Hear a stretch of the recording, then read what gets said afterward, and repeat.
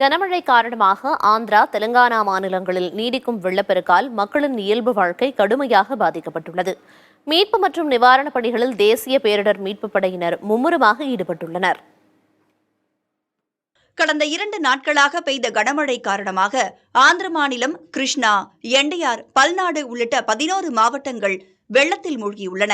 குறிப்பாக விஜயவாடா நகர் பகுதியில் எங்கு பார்த்தாலும் மழைநீர் சூழ்ந்து வெள்ளக்காடாய் காட்சியளிக்கிறது. இதனால் ஏராளமான குடியிருப்புகள் நீரில் மூழ்கியுள்ளன. வீடுகளை இழந்து தவிக்கும் ஆயிரக்கணக்கான மக்கள் முகாம்களில் தங்க வைக்கப்பட்டுள்ளனர். பேரிடர் மீட்புப் படையினர் மீட்பு நடவடிக்கையில் தீவிரமாக ஈடுபட்டு வருகின்றனர். விஜயவாடாவில் கைக்குழந்தையுடன் வெள்ளத்தில் சிக்கி தவித்தவர்களை பத்திரமாக மீட்டு முகாமில் சேர்த்துள்ளனர். வெள்ளத்தால் பாதிக்கப்பட்ட பகுதிகளை படகு மூலம் சென்று பார்வையிட்ட முதலமைச்சர் சந்திரபாபு நாயுடு மீட்பு நடவடிக்கைகளை துரிதப்படுத்துமாறு உத்தரவிட்டார். செய்தியாளர்களை சந்தித்த அவர், வெள்ளத்தால் பாதிக்கப்பட்டவர்கள் சகஜ நிலைக்கு திரும்பும் வரை தான் இங்கேயே இருக்கப் போவதாக கூறினார். மீட்பு பணிக்காக 10 தேசிய பேரிடர் குழுக்களுடன் 6 ஹெலிகாப்டர்கள், 40 படகுகள் வரவுள்ளதாக கூறினார்.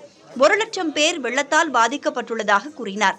முன்னதாக முதல்வருக்கான கேரவன் ஆட்சியர் அலுவலகத்திற்கு கொண்டுவரப்பட்டு அங்கேயே சந்திரபாபு நாயுடு தங்கியிருப்பதால் ஆட்சியர் அலுவலகம் தற்காலிக முதல்வர் முகாம் அலுவலகமாக மாறியுள்ளது. இதனிடையே கனமழை காரணமாக ரயில்வே தண்டவாளங்கள் கடுமையாக சேதமடைந்துள்ளன.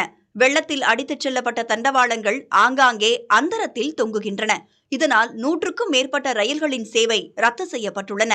மழை குறைந்ததால் போர்க்கால அடிப்படையில் சீரமைப்பு பணிகள் நடைபெற்று வருகின்றன.